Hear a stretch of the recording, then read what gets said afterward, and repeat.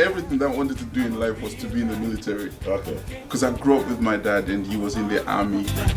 My father is the king, he owns everything.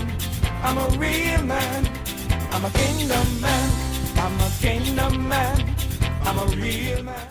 Okay. Minister Andrew, how are you doing, Yes, sir? sir. How are you? I'm well. Good, I'm well. good. Thank you for coming to this set, yeah. Amen. Good. So, hope you've been doing well. All is well. All is well. Right. God is good. Amen. So, my first question for you today is, how was your childhood? How was my childhood? Yes. I think my childhood was pretty good. You Yeah. know, I survived it. Amen. Praise God. Amen. But I basically grew up in a divorced household. Okay. Yeah, so the family was broken apart. Really, I guess by the time I was 2 or 3 years old. Right. So I was just bouncing back from grandma. You know, that Yeah. lifestyle from grandma to dad on the weekends. Okay. You know, and mom was in America. Yeah.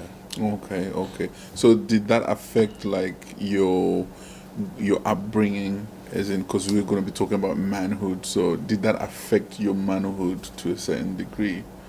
Well, not really, because having dad there from 0 to say 10 as, you know, some form of a foundation. And grandma really kind of, God is good, because she was mom and dad. Wow. Yeah. Wow. That's pretty good. She was really mom and dad. She really filled the gap. The in- gap, in- yeah. in that area. That's good. So, okay, let's talk about man cave. What's your man cave?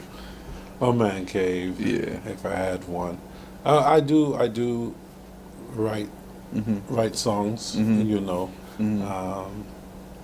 I am currently writing a book about my life. I used to be very active playing, you know, the basketball, stuff like that. Basically, that's what I do. Once in a while, I get in a zone and I watch DVDs, movies, some old movies I have. But Do you watch black and white TV screen movies? no, no, I have a lot of DVDs at home. I've seen them. Yeah, Yes. you've got quite a collection, I got bro. over You know, 200 or so. anything. And I'm really into the action, the drama, you know, the law and order type, Yeah, you know, yeah. mystery, who done it, you Who know. done it? Yeah. I like things like That's good. Yeah, sometimes I do that as well. You know, just watch movies when I just wanna, you know, shut out everything. Yeah, and yeah. just, you know, focus. But yeah, that's pretty good. So let's talk about, as you're growing up, what are the major things that you can tell someone that's listening out there that your father taught you as you were growing up? Well, that's a big question, because although Dad was there, foundationally, he was just working all the time. Right. You know, so I don't really have any memories of him releasing anything, you know, upon me like that. I can't remember bike rides or kicking football, none of those things. He was just constantly working. Wow. Okay. That's pretty good. All right. So So if that would be the answer, you know, Yeah. he's working and just keeping that roof there, Yeah. you know. It may be, as a dad, he might have been neglected in certain other areas, yeah. but he was always providing. And Right. So in essence, your dad never taught you how to be a man. No, No. because I was still a young boy at that stage. By the time I was 10 years old, packed up and moved to America, where my mom was. So. Right. So when you got into adulthood, your dad wasn't. You're not living with your dad. You're living with your mom. Yeah, from the age of 10 Right.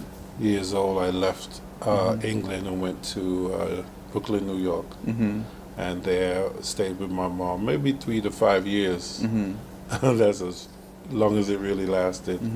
But I was into the gang life, you know, and the drug life, and I guess the streets kind of raised me and gave me the manhood. Wow. Okay. Okay. That's pretty good. So,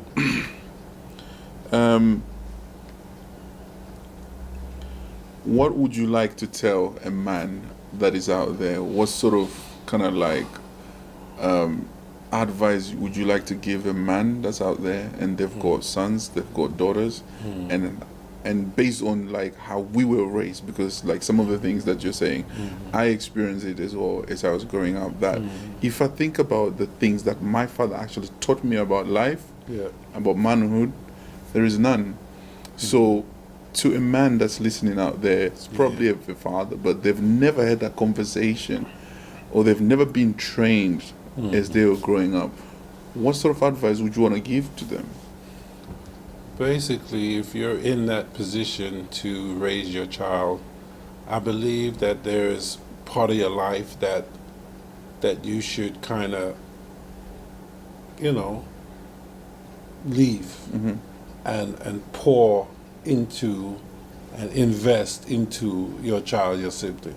You know, a lot of people have children and they still want to live their life in a sense, and I believe that you need to then invest into your children so they can be greater than you. You know? Give them the opportunities that you didn't get. You know, so.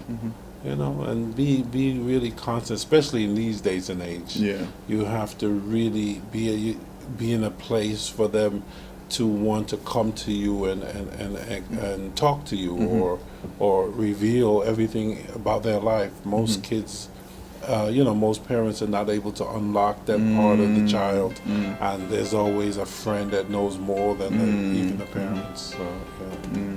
That's good. That's good. I'm a Mr. kingdom Andrew, man. thank you so much, sir, for coming. I'm a kingdom man. I'm a part of God's plan. My father is the king. He owns everything. I'm a real man.